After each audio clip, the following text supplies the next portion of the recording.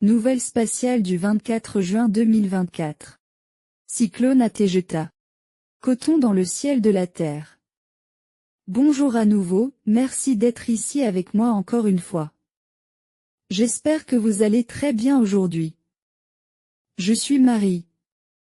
Cette information peut être vue comme de la science-fiction ou comme le spectateur le perçoit le mieux et je la publie à des fins de divertissement uniquement. Cependant, je prends mes informations très au sérieux et pour quiconque a des yeux pour voir. La première nouvelle d'aujourd'hui, près de 900 cadets sont en apprentissage de langue terrestre et la gestion informatique, ainsi que dans l'exopolitique et comment interagir avec les humains, pour le prochain projet Second Contact qui débutera plus tard cette année. La date exacte n'est pas encore connue mais cela commencera probablement quelque part autour d'octobre ou novembre. Chaque cadet à bord des vaisseaux Alcyon et Asterop choisit la langue qu'il préfère et cette langue déterminera la zone géographique où ils travailleront. Tous les cadets progressent bien et les esprits sont au beau fixe, ce qui favorise le bon déroulement du projet Second Contact qui sera dans les délais. Nouvelle suivante.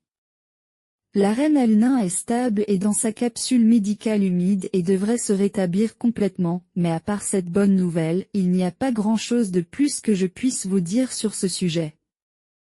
Prochaine nouvelle, le capitaine Goriel du vaisseau Alcyon et son équipe sont prêts à assister aux réunions de la Fédération Galactique qui commenceront le samedi 29 juin 2024. Ils représenteront le peuple tégétien, la reine Alnin et moi-même. Comme je l'ai indiqué dans de précédentes vidéos des Nouvelles Spatiales, ces réunions entièrement organisées par la Fédération Galactique sont destinées à expliquer la situation de la Terre à toutes les races stellaires actuellement en orbite. Elles sont censées divulguer les raisons pour lesquelles la Terre doit être maintenue isolée et dans une réalité matricielle auto-soutenue hautement contrôlée, bien que nous sachions tous qu'ils vont essayer de justifier tout ce qu'ils font au détriment de la Terre et pourquoi ils sont si permissifs avec les forces à manifestation régressive qui s'y trouvent. Nous voyons le simple fait que la Fédération Galactique organise ces réunions comme quelque chose de positif, parce qu'ils essaient de contenir l'éveil de d'innombrables races stellaires, tout simplement parce qu'elles se posent des questions et sont conscientes que quelque chose ne va vraiment pas avec les faits qui se déroulent sur Terre. Comme je l'ai expliqué dans ma précédente vidéo, les mots sont chargés de significations étendues ou élargies que nous pouvons valider involontairement en les utilisant.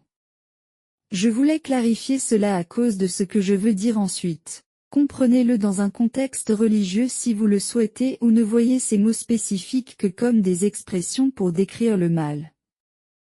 Nous voyons clairement que la Terre en tant que domaine existentiel est hautement satanique.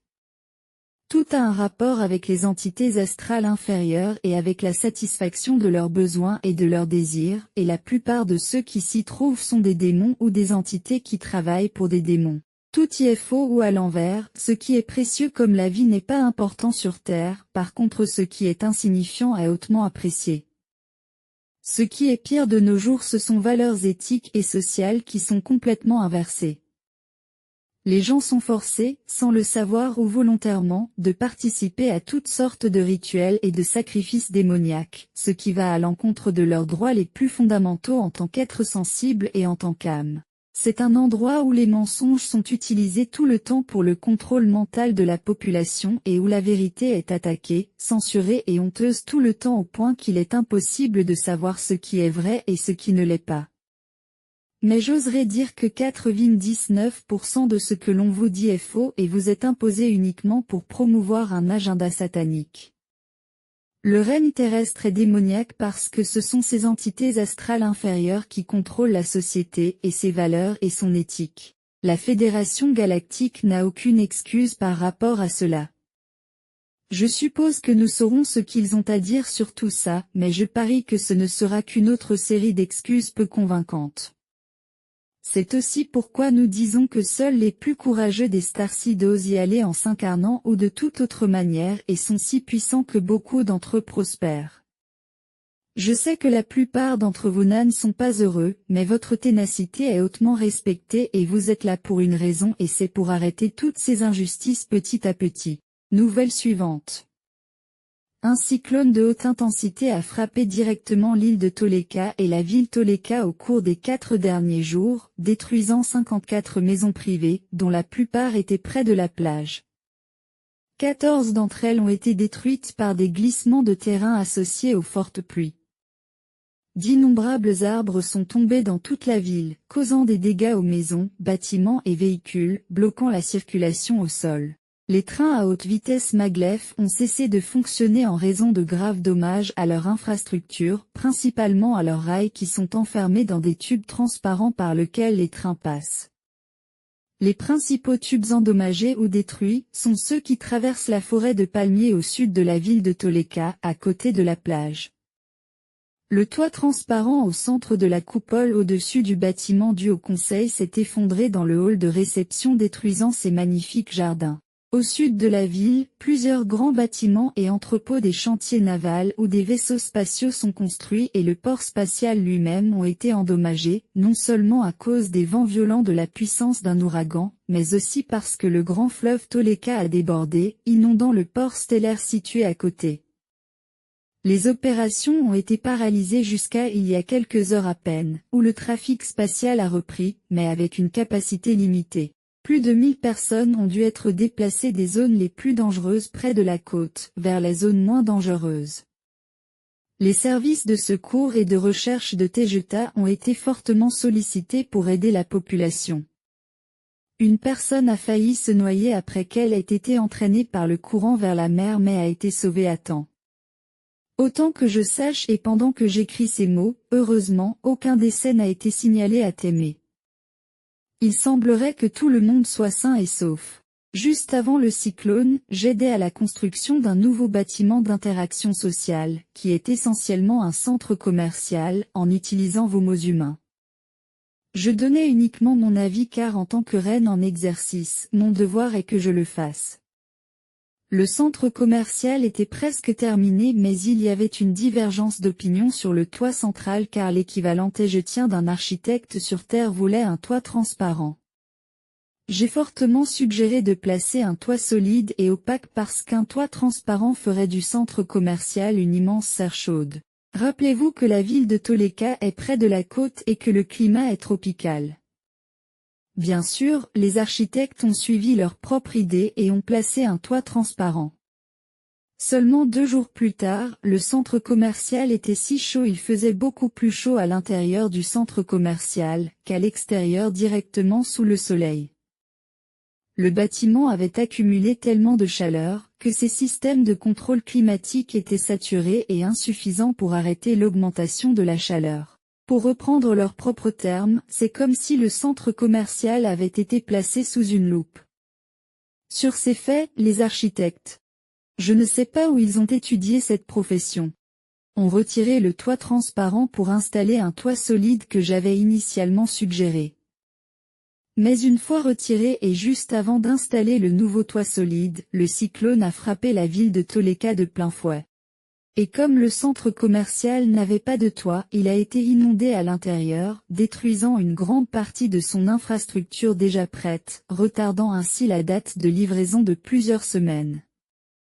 D'autre part, plusieurs grands bâtiments, certains assez hauts, ont survécu au cyclone avec peu ou pas de dommages, même si beaucoup d'entre eux faisaient face directement à la côte. La récupération et la reconstruction des parties endommagées de la ville ont déjà commencé et le Haut Conseil a demandé de l'aide aux îles voisines qui coopéreront. Témé est considérée et classée comme une planète superhabitable, ce qui signifie qu'elle est plus adaptée à la vie humaine lyrienne. Son atmosphère est plus saine, sa gravité est plus douce, faisant seulement 80% de celle de la Terre. Son climat est stable et fiable, et elle est également géologiquement très stable. C'est une planète tropicale dont plus de 90% est couverte d'eau, ne laissant pas de grands continents mais seulement une dispersion d'innombrables îles grandes et petites, toutes parsemant sa surface. Pourtant, la planète Témé, qui est la plus proche du Soleil Tejeta ou 19 taux comme elle est classifiée sur Terre, n'est pas sans tempérament. Elle est aussi vivante et dynamique que n'importe quelle autre planète. Pourtant, les ouragans et cyclones puissants sont beaucoup plus rares que sur Terre, ne se développant qu'une fois tous les 3 ans, et ne dépassent généralement pas une classification de 2 sur 5 selon les normes des tempêtes terrestres. Et la plupart du temps, ils se produisent autour d'îles éloignées, à une grande distance des principales villes côtières de Témé, comme par exemple la ville de Toleka, capitale de la civilisation tégétienne. Celui qui a frappé directement la ville de Toleka il y a quelques heures serait facilement classifié comme une tempête de grande intensité de type F4 ou F5.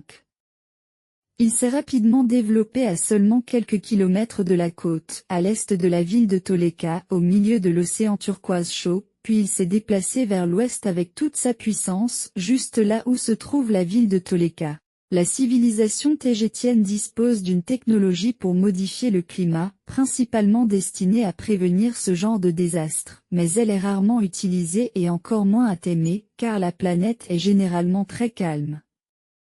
Le contrôle du trafic spatial, qui est l'organisme qui gère le climat à Témé, n'a pas eu la chance de démarrer leur système car l'ouragan ou cyclone s'est développé très rapidement et s'est déplacé à une vitesse effrayante. Ajoutez au fait qu'ils ont aussi été pris par surprise, parce que la dernière fois qu'un cyclone avait frappé la ville de Toleka remontait à il y a plus de 80 ans tégétiens. Et le tout dernier cyclone qu'avait connu la planète, mais loin des villes et villages côtiers, et probablement de catégorie F1, avait eu lieu il y a plus de 3 ans. Contrairement à ce qui se passe sur Terre, les Tégétiens ne modifient pas le climat de leur planète, laissant cette technologie uniquement comme un dernier recours pour prévenir les tragédies et comme vous pouvez le voir, elle est imparfaite. Le respect pour tout ce qui est sensible et vivant est observé tout le temps dans la société tégétienne et cela va spécialement pour la planète elle-même en tant qu'être. Mais comme je l'ai expliqué précédemment, les tempêtes comme celle-ci sont rares, en particulier à Témé, qui a un merveilleux climat stable toute l'année. Par conséquent, les gens en général sont peut-être trop détendus et pas assez focalisés sur leurs moyens technologiques pour contrer les problèmes climatiques, car il peut s'écouler des décennies sans qu'aucun phénomène météorologique significatif ou violent ne se produise. Prochaine nouvelle, ce qui va suivre est une section expérimentale de cette vidéo de nouvelles spatiales. Alors mettez votre chapeau pour réfléchir et lisez entre les lignes. Il était une fois une planète lointaine, qui est extrêmement proche de vous, qui avait beaucoup d'étranges machines en forme de croix traversant son atmosphère qui remplissait tout le temps les cieux de coton blanc sous forme gazeuse. Puis leur famille stellaire est venue et a envoyé de petits vaisseaux sphériques sans personne à l'intérieur pour voir de quoi était fait ce coton blanc. Ils ont étudié une zone au-dessus de cette planète qui porte le même nom qu'une des lunes de Jupiter où ils ont trouvé beaucoup de jus d'orange d'Agen, pas le fruit, mais similaire à celui utilisé dans des combats passés en Asie. Des combats qui sont connus pour avoir utilisé de nombreux hélicoptères verts. Ils ont également trouvé beaucoup de matériaux super pulvérisés qui est le plus utilisé dans la construction des machines volantes terrestres, ainsi que quelque chose catalogué avec les lettres B et A et le numéro atomique 56. Ils ont également trouvé une forte concentration de 33 et de 94 en quantités abondantes. Ainsi que d'autres chiffres, de ceux qui aiment tirer des petites particules partout, comme des balles minuscules, et qui aiment frapper et blesser les pauvres gènes. Les visiteurs ont conclu que c'était pour que la nourriture ne pousse pas, parce que si la nourriture pousse, alors nous aurons de la nourriture très grande et haute, et cela signifie bien-être, et ça ce n'est pas correct sur cette planète lointaine, où tout est à l'envers. Vous êtes intelligents, vous saurez quoi faire avec ce que je viens de dire. Ce sera tout pour aujourd'hui. Comme toujours, merci de regarder ma vidéo et de l'avoir liké, partagé et vous être abonné pour en voir plus. J'espère vous revoir ici la prochaine fois. Avec beaucoup d'amour. Votre amie, Marie Soiru.